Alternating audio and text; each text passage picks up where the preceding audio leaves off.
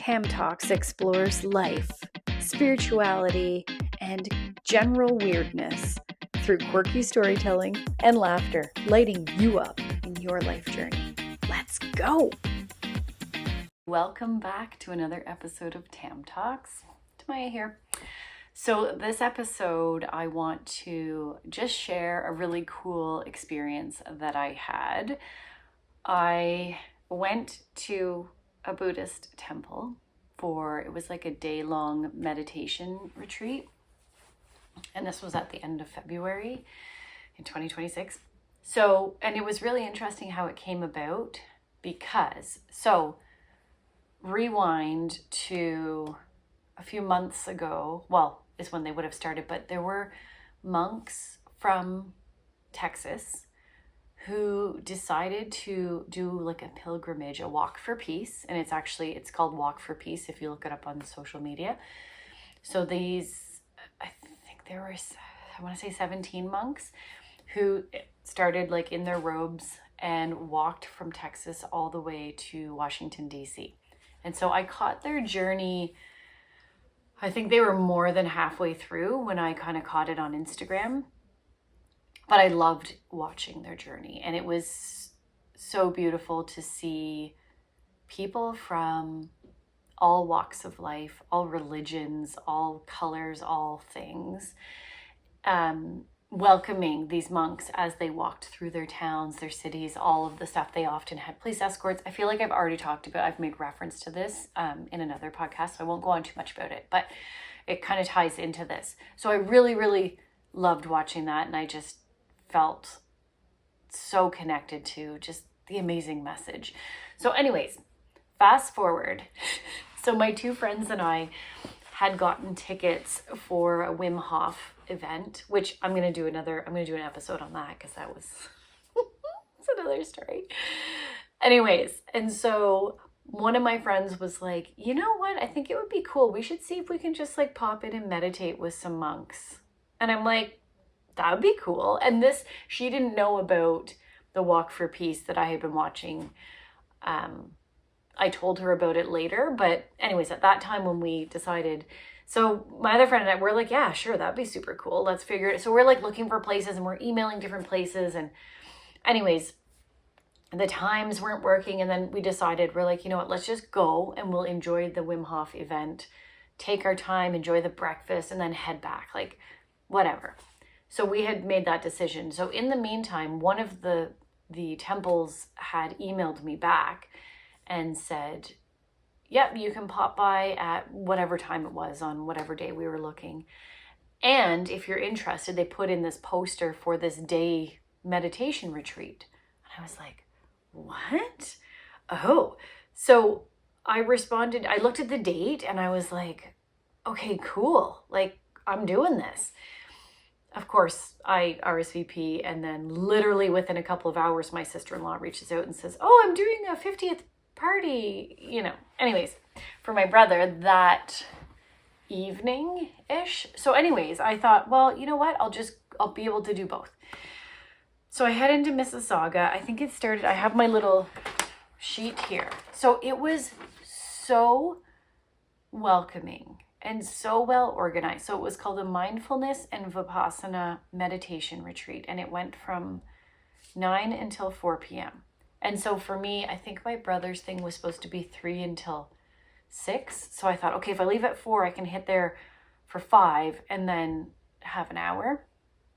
So that was the plan. So anyways, I get the email, I think it was like a couple days before, saying, yeah, we'll see you. We're looking forward to seeing you. In the email, okay, I have a podcast and I talk a lot. In the email, it says, you're going to observe noble silence during the retreat. And I was like, I'm not going to talk for 7 hours? What? Anyways, but I was down for it. I'm like, this is cool. I've often said, I want to just go and like live with monks for a month or something. So anyways, this was super cool. So I was like, whoa. And you had to wear white, all white, if you could. They were like, it's not whatever. If you couldn't, you couldn't. But so yeah, anyways, I never wear white. So we walk in. I I park at the back and I come in and I look, and there's like the big room where you can see like the statue of Buddha, and you could tell like there were people there. And I'm like, okay, like I have to go to the bathroom. Like I had to pee. I had just driven from Port Dover to Mississauga. So anyways, this lady comes out and she was like, oh, hi, you can put your shoes down in the cloakroom. And I'm like, okay, where's the bathroom? So I kind of was talking. Anyways, so welcoming. I went down, put my things in there, came back up. So it's completely silent in this room. And I walk into this room. I don't know how many cushions. So there were like double stacked square cushions.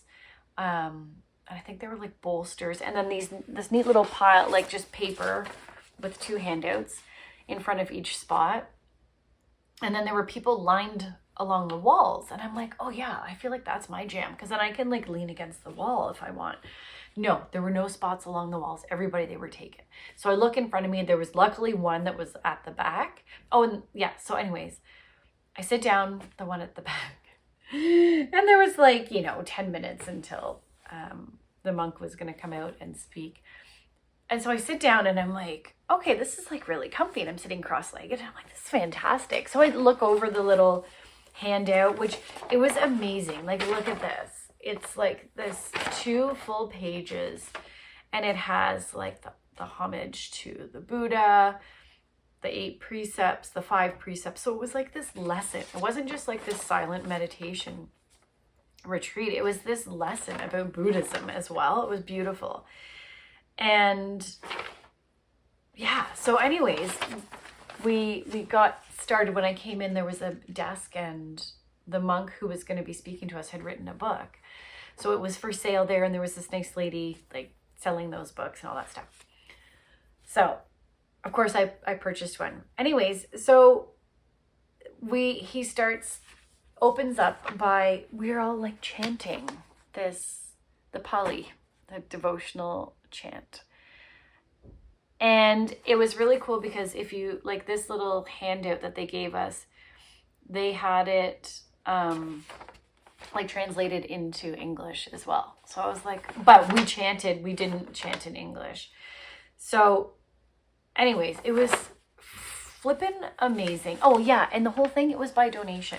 So they had a little box there and you just put your donation in. And there was a full lunch included, all this stuff. So anyways, we start with these beautiful chants. Then he starts talking to us about like the principles and just talking. Okay, so it turns out he went to Washington D.C.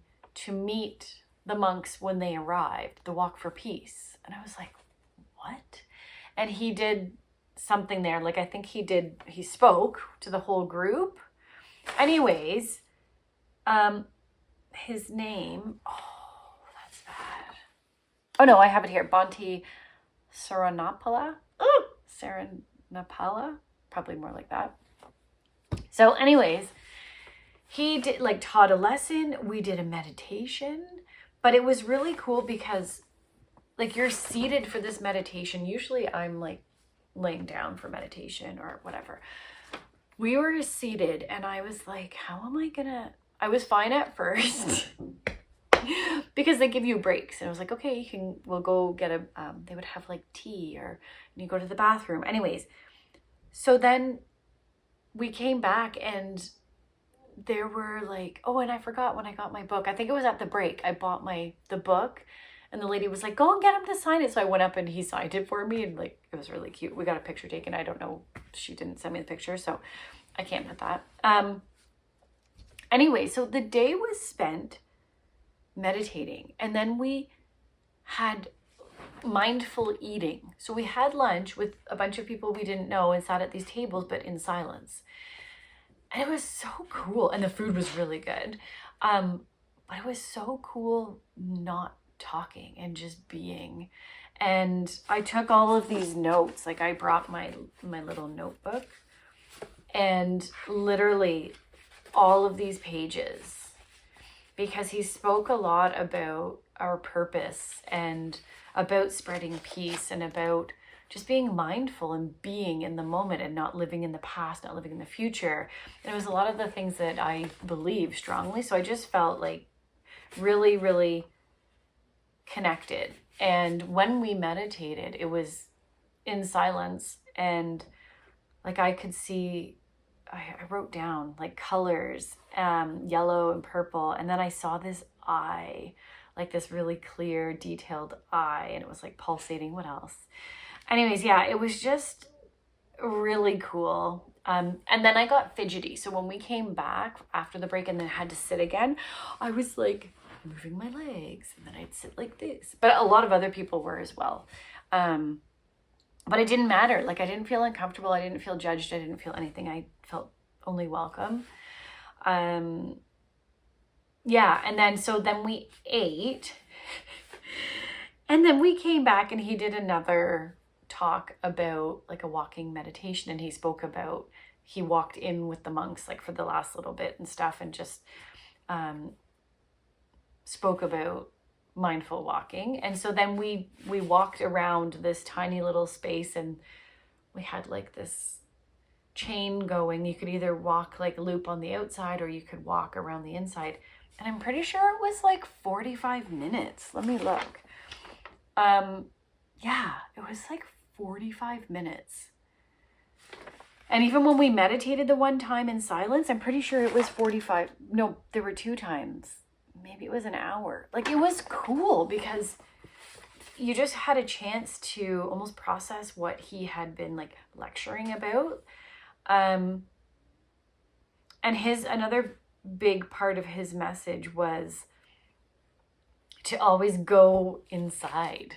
He was saying like, so many people, we look outside for answers, and we look to others to help us, to heal us, to do all the things. But he was like, no, like we need to go inside. And so it's all off of like Buddha's teaching. But yeah, happiness is not out there, it's inside. And then he was teaching us about like sati and mindfulness, and yeah, like it was really cool. So anyways, after the walking meditation, we had another break, and then there was going to be a Vipassana meditation. I saw a couple of people sneak out, and I looked at the time and I was like, you know what? It's almost 3:00. If I leave now, then I can get to my brother's and spend like a couple of hours with them. So anyways, I had such a beautiful time, and learned a lot and confirmed a lot of what I already kind of believe and love and know. But yeah, so I thanked them so much and headed out. But the point of this podcast is basically to encourage you to explore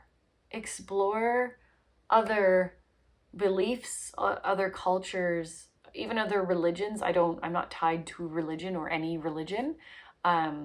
But it's important to just go and mix and mingle with people of all backgrounds, all races, all beliefs, like just everything. I feel like the world could be a really good place if we stopped making assumptions, and if we opened our minds and led with our hearts and actually believed that people are fantastic.